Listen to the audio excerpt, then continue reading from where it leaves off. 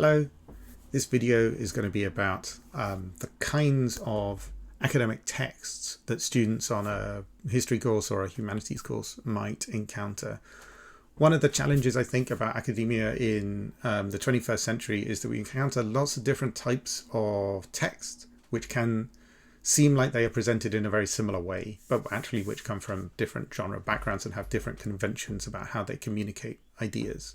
What I mean by that is that often students looking for a text will go to a reading list and click through some buttons, and then they'll get some digital version of the text in a PDF or in a live HTML page, and you'll be reading it, whatever fragment you've been asked to read. This at least is quite common in the UK. I think in other systems it varies, but I'm speaking perhaps particularly of my experience teaching in UK universities. I'm contrasting that with kind of older versions of these things where one would have a physical printed reading list that you would take to a library and have to find some physical items. Of course, the actual reading process might be similar. You might argue that this thing of the format of the text doesn't make that much difference, but the format it tells you something about the genre of writing that is being done, and it might help you understand some things about the text you're reading without even really having to think too much about, like before you've read it, you can already understand some things about how a text is communicating before you even get to the stage of reading it. It will help and speed up the process of reading. It's also particularly important in understanding how individual authors or groups of authors make their arguments to different audiences, and how they gather evidence and present it in different ways for those different audiences. So I'm going to talk about a few different kinds of text that people might encounter as students, either at university, potentially even at higher levels of high school and things like that. But mostly this is kind of university level reading. And of course, these are works that people might encounter elsewhere as well. I'm going to start by talking about journals and journal articles, which are really the most sort of specialist academic literature, but then we're going to move to things that you might find in bookshops. So I'm going to start, as I say, with journals. Here are my two examples. My examples are going to be biased towards history because I'm a historian, but this probably speaks to most kind of humanities disciplines. So in my left hand I have architectural history from 2025, and in my right hand I have transactions of the Royal Historical Society, I think also from 2025. Yes, volume 3 of the 7th series, which is 2025. I'm going to talk about these one at a time. So a journal is a collection of articles that have gone through a peer review process, or at least some kind of review process. By peer review, I mean that a scholar has gathered their evidence, written an article, decides that they want to publish it in a journal for the sake of argument, architectural history. They send it off to architectural history. The editors of the journal will read it, or at least skim it to understand what the topic is and what kind of evidence it's using, make sure it's suitable for the journal. Then they send that to some experts in the field, 1, 2, 3 experts, to review the text and give comments on whether it is acceptable for publication in that journal, whether it's appropriate to that audience and of the necessary quality. And also they'll give comments on how it could be improved for publication. So what that means is that all scholarship that appears in journals, at least all of the full-length research articles that appear in journals, has gone through quite a rigorous process of discussion, changes between the reviewers, the authors, the editors, in order to kind of bring it to the standards of academic publication. Some journals exist with quite broad remits. You might have heard of Nature, which is an important journal and indeed family of journals within the hard sciences. Most have some fairly distinct kind of disciplinary position. So architectural history is a journal about architectural history. The people who publish in it are historians, art historians, architectural historians, architects interested in the history of architecture, in one way or another, working on histories of architects, buildings, sites, building techniques, materials, all of those things that gather together within architectural history. This particular volume, or rather this particular journal, prints its contents on the back. This is quite common among journals, so you'll have the chapter list appearing on the back of a volume, which is unusual in books. Usually a book has the contents list somewhere in the early pages of the book. This is to do with the way that journals are sort of bundled together and how putting the articles together and the pages comes late in the process compared to a book where the chapter organisation and structure is usually something much earlier in the writing of it. We can already understand some things about this discipline just by opening the book and looking, skimming through. It's on quite high quality paper. We've got glossy images at quite sort of high quality levels of reproduction, because the audience for this book, the audience for this journal, are used to thinking in visual terms and following through an argument in visual material. That's an important part of the sort of language of architectural history, art history, and architectural criticism. So we can see that reflects some of this. Journal articles are usually on fairly distinctive topics or kind of broad interventions in the discipline. So just to take, for example, one of these articles is called The Development of Catholic Chapels in Ireland Prior to Catholic Emancipation, 1778 to 1829. And that's, a sort of clear and distinct theme. So we've got a relatively compact period of time, about 50 years. Some architectural history works on much shorter scales of time, but 50 years is still relatively compact. Specific location, specific types of objects. So we've got Ireland, pre-emancipation, and Catholic chapels. So a distinct sort of typology. So the topic is a fairly kind of discrete set of relations that the scholar is then going to analyse. That's quite distinctive of how journal articles often work. So they are the kind of nitty-gritty of specific sets of sources or sites or interpretations that are put together. That doesn't necessarily apply to all journal articles, but journal articles in general are about more specific topics than books are, because they are shorter. A journal article usually in history or the humanities is kind of somewhere between sort of 5,000-6,000 words at the lower end and 10,000 or 12,000 words at the longer end. So that's architectural history. Transactions of the Royal Historical Society. This journal has recently moved to online publication. Architectural history is going through its own changes as well, but they do still produce physical volumes, both of those. Take out some random stuff I've been using as a bookmark there.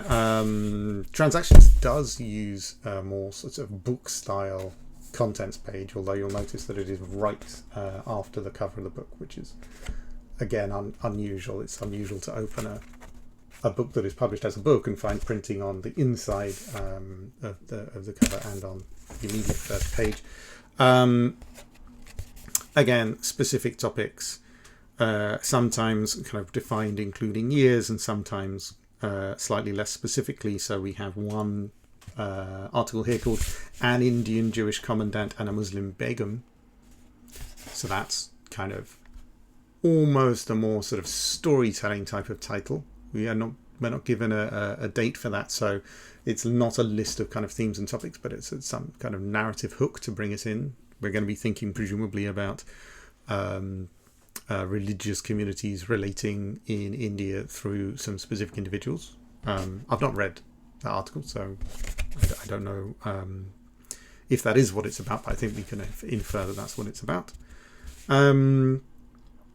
Whereas then we have other things like George Alfred Walker's Public Health Campaign for Burial Reform, 1839 to 1852. Again, a specific named individual, a specific campaign that he was involved in, and a specific set of dates to kind of locate us. We don't have a country in this particular case. So the Transactions of the Royal Historical Society is, as the name implies, a publication by the Royal Historical Society, a learned society organisation. And actually Architectural History is the journal of the Society of Architectural Historians of Great Britain, which is the British learned society that supports architectural history. I should give a shout out to them because they funded my PhD back in the day. That's quite common, that the sort of academic journals are published by some group or organisation or society that supports that discipline and has a kind of stake in its preservation. Often the journal is a kind of major part of what their role is in wider society.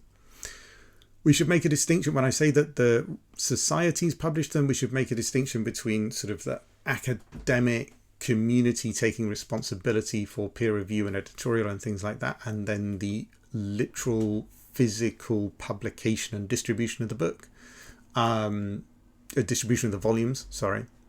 Those over the years have become separated out. So ordinarily now what you have is some group of scholars running a thing. That can be a formal community like the Royal Historical Society or the Society of Architectural Historians of Great Britain. They run what I was talking about before, the peer review, the editing, this sort of thing. Then the actual publication of volumes will be handled by an academic publisher, and that might be a sort of large conglomerate commercial publisher like Elsevier or Taylor and Francis, or it might be one of the more traditional university press type publishers like Oxford University Press, Cambridge University Press. They publish journals. Until recently, Architectural History was published by Cambridge University Press. That's a complex area. I'm not going to spend too much time talking about that. There is a sort of live debate about the amount of money involved in academic publishing. University libraries spend lots and lots of money on access to physical books, digital journals and books, and those subscriptions are kind of actually a huge cost to universities. They're a real investment, and they represent a large amount of the sort of global publishing industry is academic publishing. So these things that very few people read, and which academics in general don't make money from, or very small amounts of money in the case of some books. These things are sort of putting money into big international companies, and even the university press publishers are quite often run as commercial organizations. That's a whole debate and discussion. I'm not going to spend too much time talking about that today because we are interested in types of text more than anything else. So journal articles are distinct one subject works that, as I say, range in length from about from 6,000 to 12,000 words, mostly at the sub 10,000 word end of that. They'll often be used in teaching to get across some specific argument, or to demonstrate some specific technique or way of engaging with sources. They're not very useful necessarily for doing kind of big ideas thinking. And certainly in earlier stages of undergraduate teaching, you might find that you're reading sections of books more often because those are sometimes written in a more accessible style than journal articles are. There are some very lovely, well-written journal articles, but journal articles also can be very, very dense, very complex texts to engage with compared to some kinds of books. Everything else that I'm now going to talk about are going to be kinds of books, not just in the sense that a volume is a physical object, but they are actually conceived and published as sort of a book in the ordinary sense of a one-off volume of thing. The first type of book I'm going to talk about are collections of essays. These are quite easily confused with journals because they are structurally not wildly different. I'm going to talk about two that I have here. In my right hand, I have Inequality in the City in the Low Countries, 1200 to 2020, published by a group of largely Belgian historians Bruno Blondé, Sam Geens, Hilde Greefs, Walter Ryckbosch, Tim Soens, and Peter Stabel.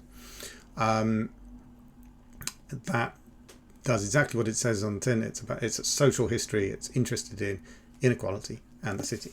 And then in my other hand here, I have Art in the British Empire, Barringer, Quilley, and Fordham, which again is about the relations between those two things named in the title, art and the British Empire. So, edited volumes usually begin life as an idea between some academics, 2, 3, sometimes 1. And they decide that they want to bring together a bunch of authors to write chapters on some specific, which help us understand some specific thing. They might have a very clear idea of, okay, I want chapters on this, this, this, and this, and I'm going to go out and find the best authors for them. They might be totally open. I'm going to set a theme and invite people to submit chapters and see what happens. So in that case, you have something a little bit more like a journal style of publication, but it happens as a one-off project. Most books are kind of probably somewhere between those things. It's also important to note that some journals publish special issues, which is one issue of the journal around some particular theme, and that will be organized rather like these edited volumes. That's a kind of emerging genre that is halfway between a journal and an edited volume, and a lot of articles you might come across and read, especially if they're published in the last few years, might actually be part of special issues.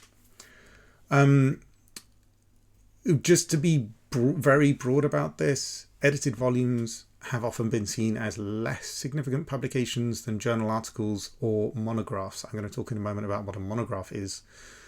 But the reason that they've been perceived as less important sometimes in some circles is that not all edited volumes go through such a rigorous process of peer review. That's usually handled by some combination of the people editing the book, the publisher of the book, and how much peer review they want to do. In general, it's considered a little bit looser, a little bit less reliable than journal peer review is, just in broad terms. And in contrast to that, monographs, which are individual subject books,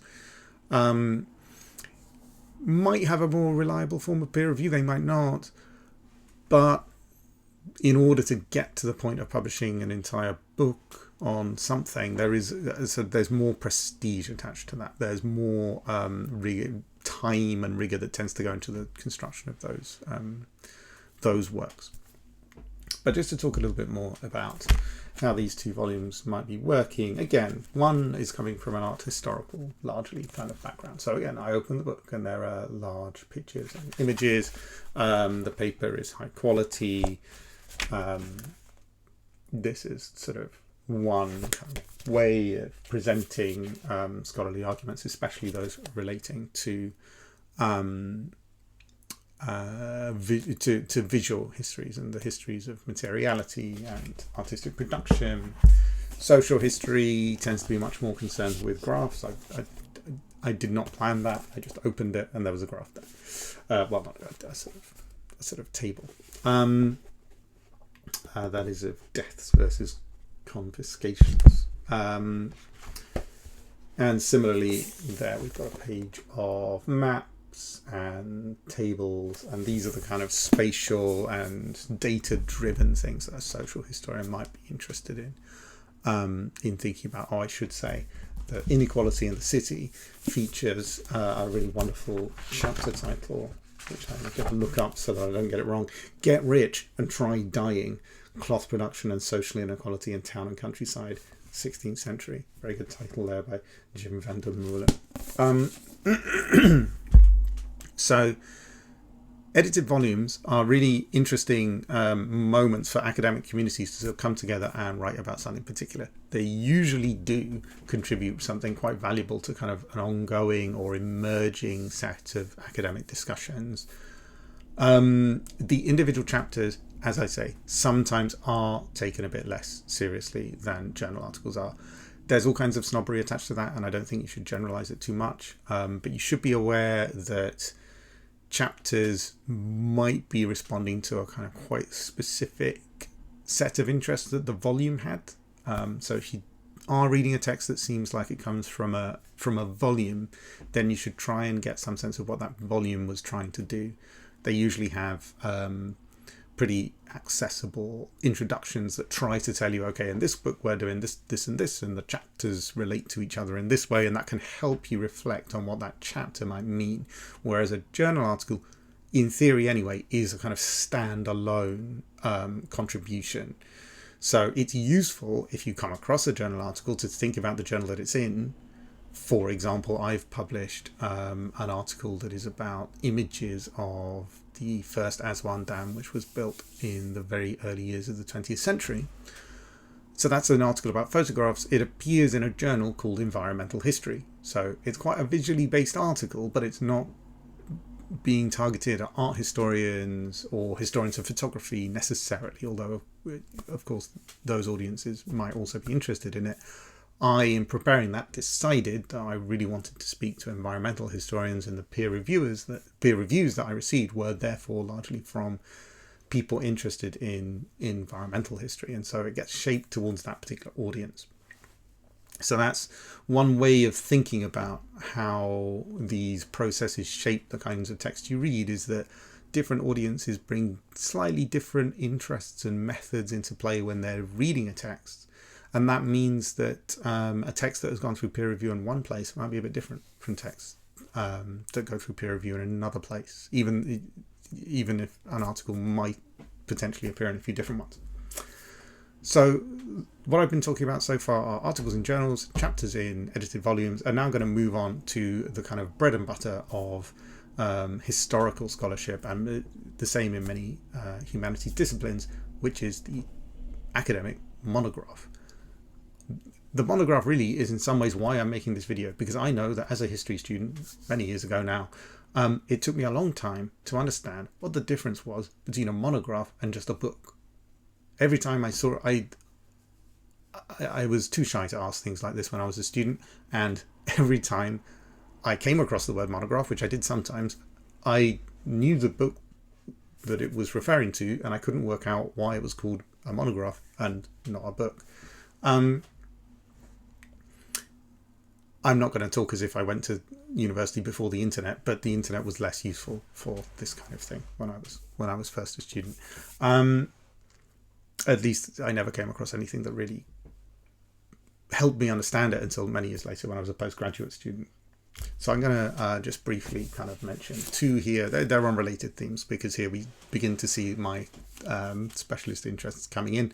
One is William Carruthers' Flooded Pasts, UNESCO, Nubia, and the Recolonization of Archaeology. This is a really lovely book. I did a review of it for the Journal of Museum Ethnography, and I believe that it's now out in paperback, or is going to come in paperback at some point. This, in my left hand, is also a really great book, which is already paperback, as you see. The Lived Nile, Environment, Disease, and Material Colonial Economy in Egypt by Jennifer Derr. One is, so this is Cornell University Press, and this is Stanford University Press, so both published in the US. And on sort of related themes, actually, as you can hear from the titles. So a monograph is a single topic book. Like a journal article, it tends to have a title that tells you quite a lot about what's going on in terms of the concepts, the materials, the things being discussed. So to take Derr's book, The Lived Nile, Environment, Disease, and Material Colonial Economy in Egypt. So we're talking about Egypt, we're talking about the River Nile, we're talking about how the environment relates to diseases and to the economy, and we've got it, and this is in a colonial context. So although there are no dates in this title, we can imagine that this is a historical work, and as it deals with sort of the late 19th century into the 20th. And it can be difficult to tease out what I mean by a single item, a single topic book. I mean, I think that as a confused student, when I tried to look up what this word meant, I think I came with something like that. It's a book about a single topic. Well, okay, but Aren't all non-fiction books notionally about a single topic at some point? Yes. A monograph brings rigor and precision and detail of analysis to a single topic. So it doesn't have much in the way of kind of broad generalizations. It's unlikely to be taking to have chapter by chapter whole histories of, I don't know, like social relations in Egypt from 1750 to 1850. That kind of chapter title might be more appropriate in a sort of textbook about Egyptian history. I'm not really going to talk about textbook today, but those are another genre. Textbooks, I take it, people are familiar with from maybe from school studies and things like that, where you're studying, I don't know, so British social history, and you have a big book of British social history, and it guides you through the themes and through the years and through how things change, and everything is sort of gathered together in one volume. That's what I would think of as a textbook. A monograph is a specific original contribution to knowledge. So it's some investigation of particular sources that author has studied and thought about. The author will use the introduction to relate that to what we currently know, and then through the rest of the book guide us through what they've found out in order to tell us something new about the Colonial Nile.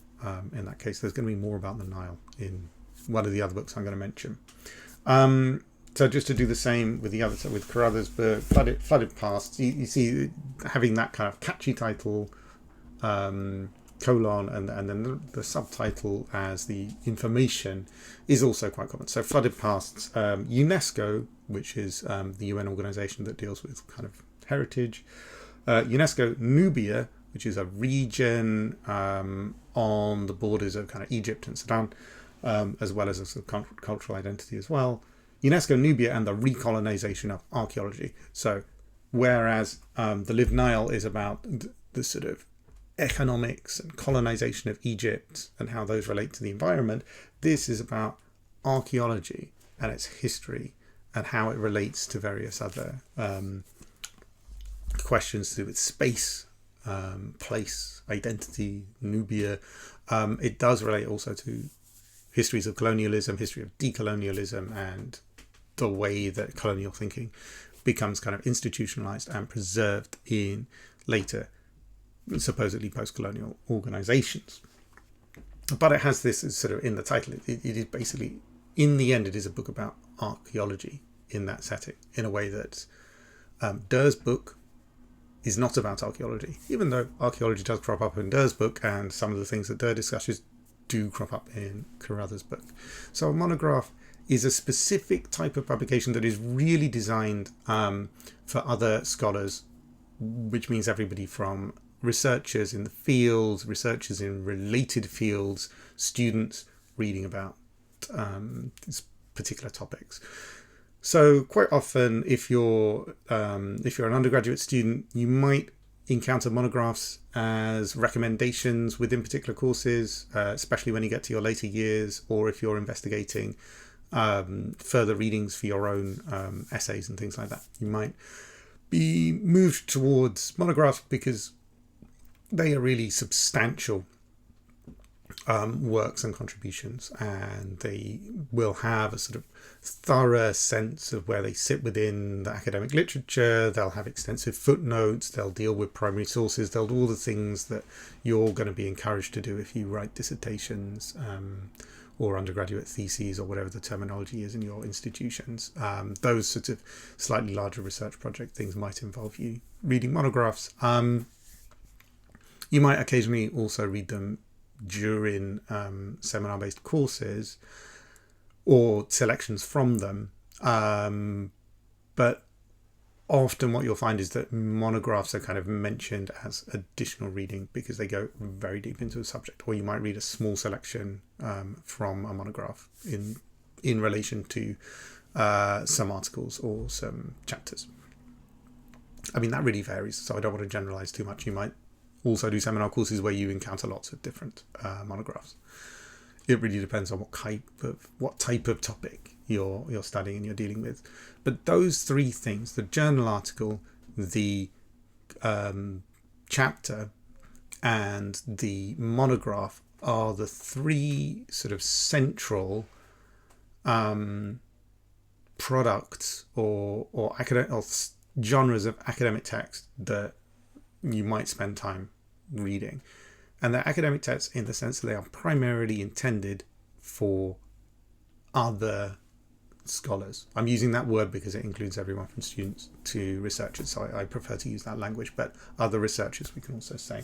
I'm going to now just more briefly mention a couple of other types of book that you might encounter, because the different genres of book get quite difficult to pin down. And I'm just going to go through these kind of one by one. I've got one example for each and I'm just going to mention them. So one that you might come across is the sort of theoretical intervention. So this book is called For Space. It's by the late geographer Doreen Massey. I'm going to just read a bit of the blurb from the back to give you an idea of what this book is about. Presenting an impassioned argument for revitalizing our imagination of space, Doreen Massey takes on some well-established assumptions from philosophy and some familiar ways of characterizing the 21st century world, and shows how they restrain our understanding of both the challenge and the potential of space. Now, if you've studied human geography or other kinds of humanities disciplines as well, then you'll be quite familiar with this kind of use of space or spatiality to mean particular types of thinking about space. But the point, I don't want to go too much into this individual book, but the point about this is that this is a single argument, which is a kind of intervention in a field, in Massey's case in geography, but really it speaks to kind of wider concerns within the humanities as well about what space is, how we think spatially, how we connect different places, how we relate space and time, these kind of large conceptual questions. It's got a big agenda, so it might crop up in work on all kinds of different things. People might point you to this book or to similar books, almost any kind, almost regardless of what you're actually specifically working on. So probably if someone recommends that you read Flooded Pasts, that's because you're working on something to do with the history of UNESCO or the history of the Nile or the history of archaeology.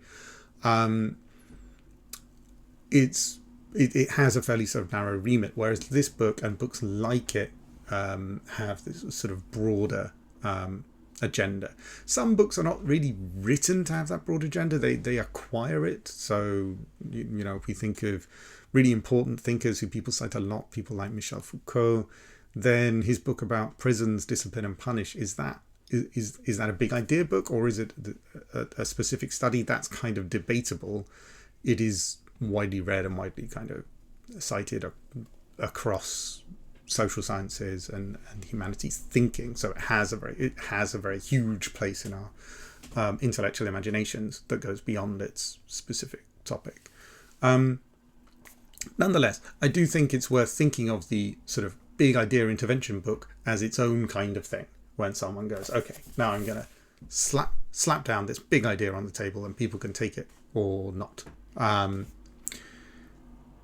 The style of writing tends to be a little bit more polemical. The way that other texts are cited might be a little bit more sort of generalizing, might draw things together in a distinctive type of way. It's a little bit less finicky and precise and measured than a monograph might be. As I say, the lines between these things are blurred. It's not a sort of cut and dried science, but I think it's worth thinking of the extent to which a book that you're reading or reading a selection from might be a big idea book. Then another kind of book that you might encounter is less a sort of big idea book and more a kind of big study book. So this is Farming the North Sea Coast, 900 to 2000. This is a new book. I'm reviewing it at the moment by Piet van Cruyningen. And as as the title tells you, this topic is large. Farming the North Sea coast for like over a millennium is a longer amount of time than involved in most monographs. It involves thinking across several different countries. It involves thinking across time, or the time of creation of several different countries. I'm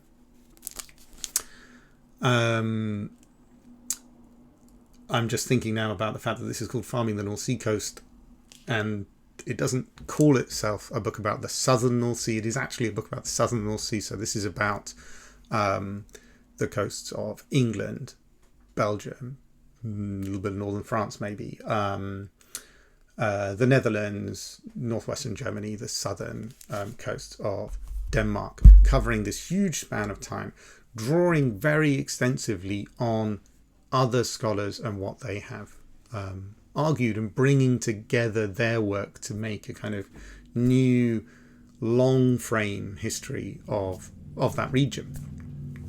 This kind of book is often aimed at higher level students, at other researchers, because it acts as a kind of reference point. If you want to go and do a project that is about, I don't know, sort of 14th century fishing in some town in the Netherlands, then this book might help position your work in terms of what you're contributing to how fishing relates to other ways of life, such as agriculture in that particular place and time. Because this book brings together all of those things. So just to say a bit more about what I'm on about here, the book chapters, I need to find the contents. My apologies. Where are the contents? Here are the contents. So it has 10 chapters, and they are chronologically arranged. So we have the Great Reclamation, 900 to 1300, pioneering in the wetlands, 1100 to 1300, sinking land and disastrous floods, 1300 to 1550, surviving in times of adversity, 1300 to 1550, the Second Reclamation, 1500. I'm shortening all of these because they're actually longer, the titles, but 1500 to 1700. The next one is also 1500 to 1700. Then we have 1700 to 1880, 1700 to 1880, and 2 chapters that are both 1880 to 1980. So covering really a huge span of time. And this is the kind of book that you could use to inform the teaching of sort of modern, the teaching of kind of economic history over the long run, from the medieval to the modern, in Northern Europe, particularly through relations to agriculture, land, sea. And so this is the type of book that you might encounter in specialist courses late in your undergraduate, but you might also encounter sort of more obvious versions of them earlier in your undergraduate. So I've given you a specific example because it happens to be kind of in my mind and on my desk at the moment.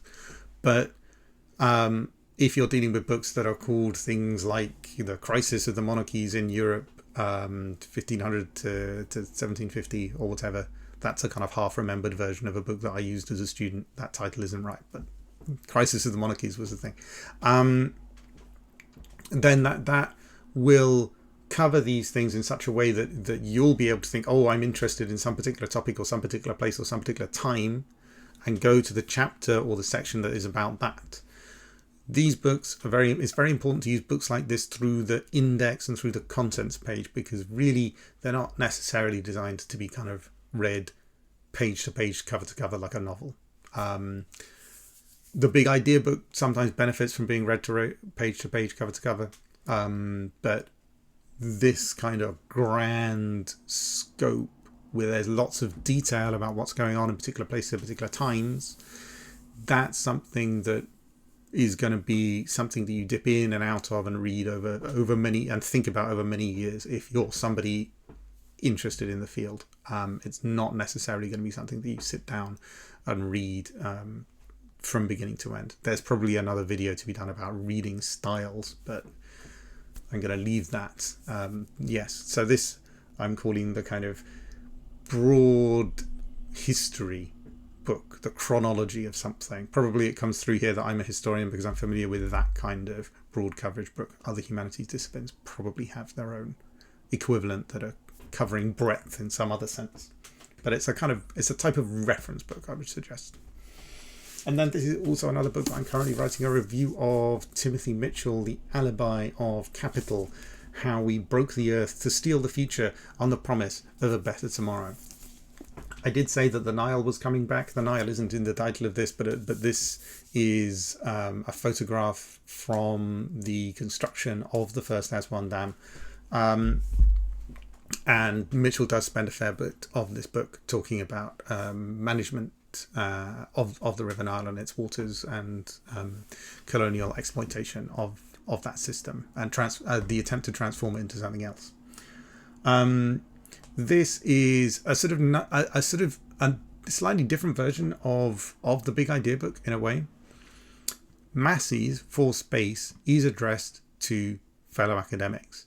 This book by Mitchell, I think, takes us into the kind of place where, although it has a very clear and distinct academic argument, it marshals some really very specific case studies within that, it has a broad agenda to reach a wider public. So it's published by Verso, who are a broadly kind of left-wing radical British publisher, quite high profile, commercial end of that, but they publish radical thinkers from various traditions, usually bringing some kind of critique to contemporary life or modernity.